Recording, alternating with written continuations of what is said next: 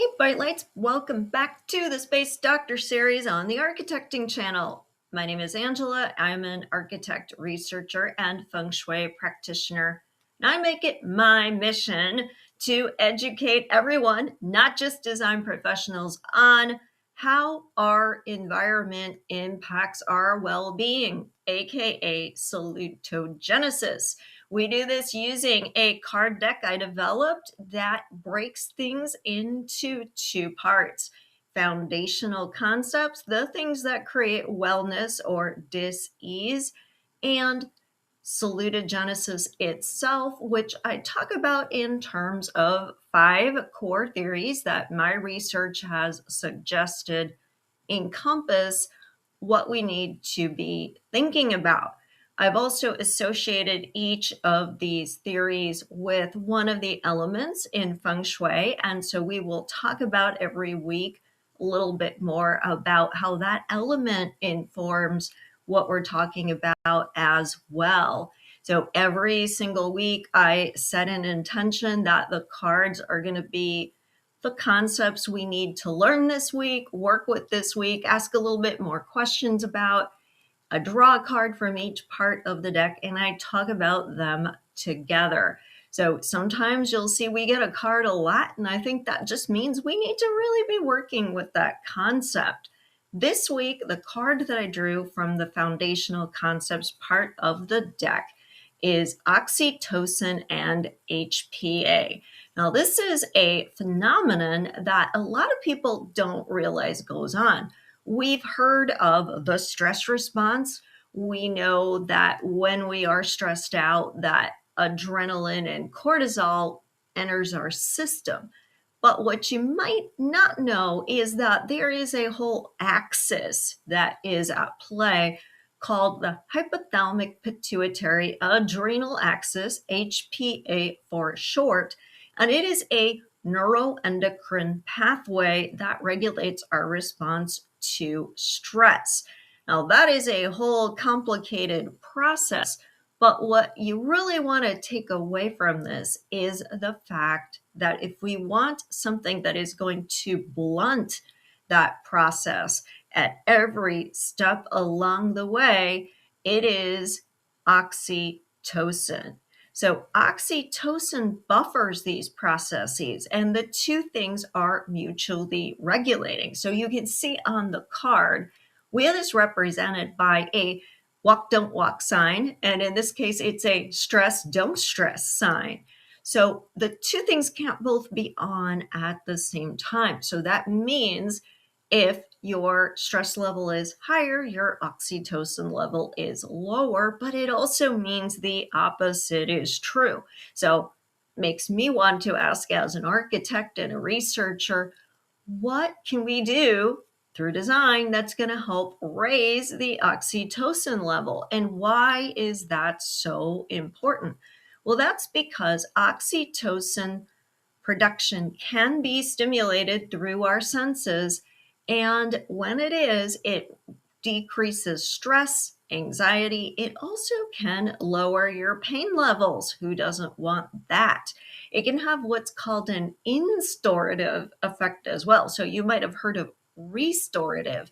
Restorative is essentially building back. So something's been depleted, we're going to restore it.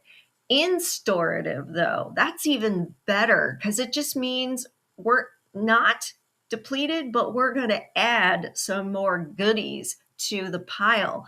And that is another positive effect. If you're not stressed out, but we can raise your oxytocin levels, we can add to your wellness.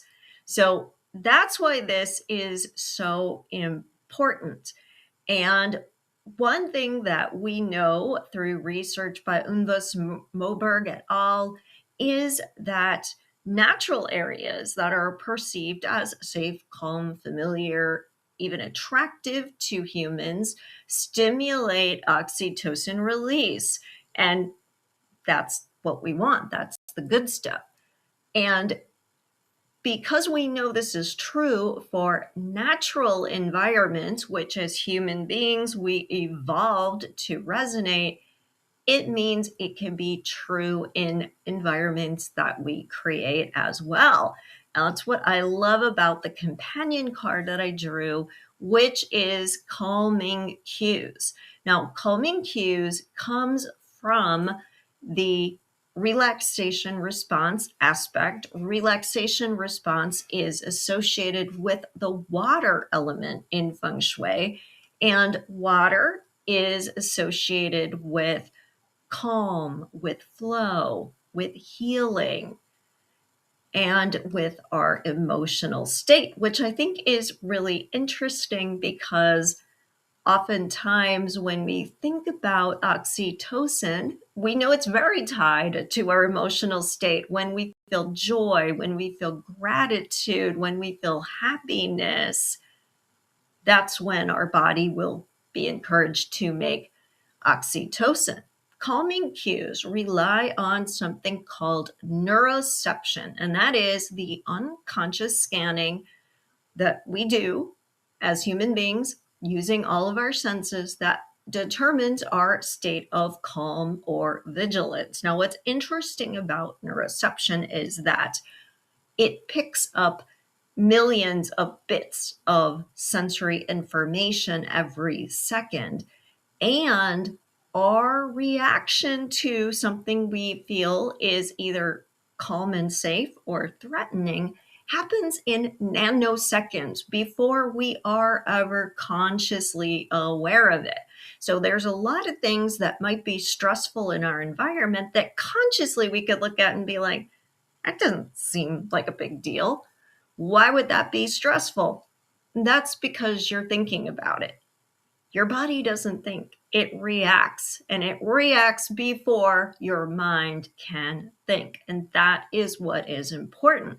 So, in our environment, if we are hitting disruptive cues, things like clutter, unfinished projects, harsh lighting, loud noises, sharp angles, slashing forms, art that depicts dark themes, that can automatically make us feel unsafe and activate a stress response in our body, even if we say, that is a painting made by a great artist.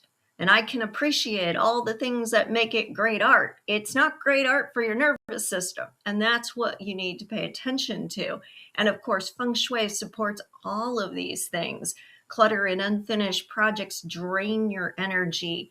Harsh lighting, loud noises, sharp angles, slashing forms, those all cause what's called poison arrow energy. That's moving too fast, that's too harmful and sharp.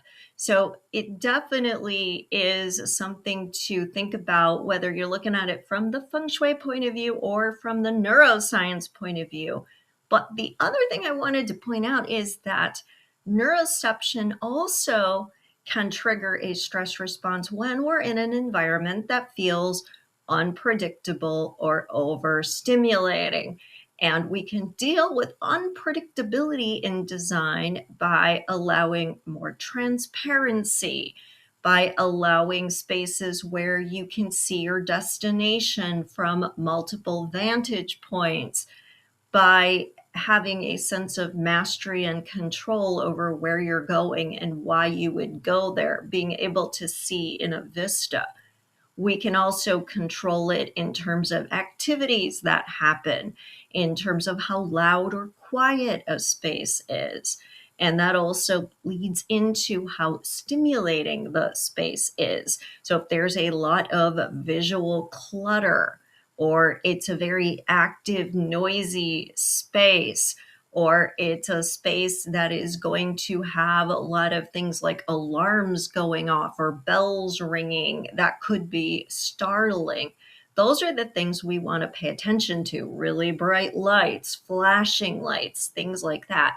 So, of course, the opposite of all that, the calming cues, is going to tell our body in those nanoseconds that we are safe, that we can relax. So if we are stressed out, the oxytocin that we will produce will be restorative. and turn off that stress response because they are mutually regulating. If we're not stressed out, that's going to have that restorative effect, and it's just going to add to our well-being. So where are the strategies there? Well, we talked about open vistas. We talked about thinking about acoustics and modulating loud noise. We can have softer lighting. We can have more predictable experiences, but we can also deliberately use softer, more organic forms that open up into the vista. We can have softer materials. We can use more eased transitions from one kind of space to another, or from one plane, like a floor to a wall to a ceiling to another. And in doing that, we just signal to the body, this is a safe place. This is a space where you can let down your guard and relax.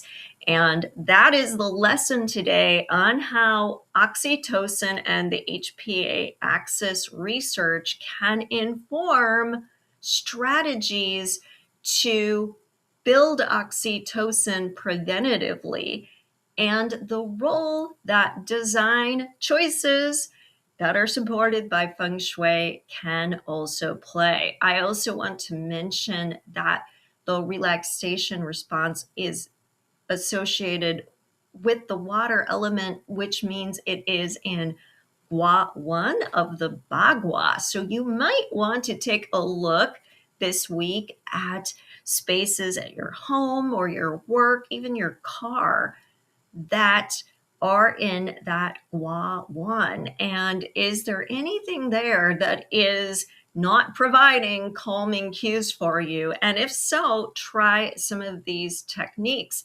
And as always, share your comments. I love to hear what you're learning and what's working for you. And make sure you like and subscribe. It really does support the channel and the time it takes to do this research and put these videos together for you. But thank you for listening.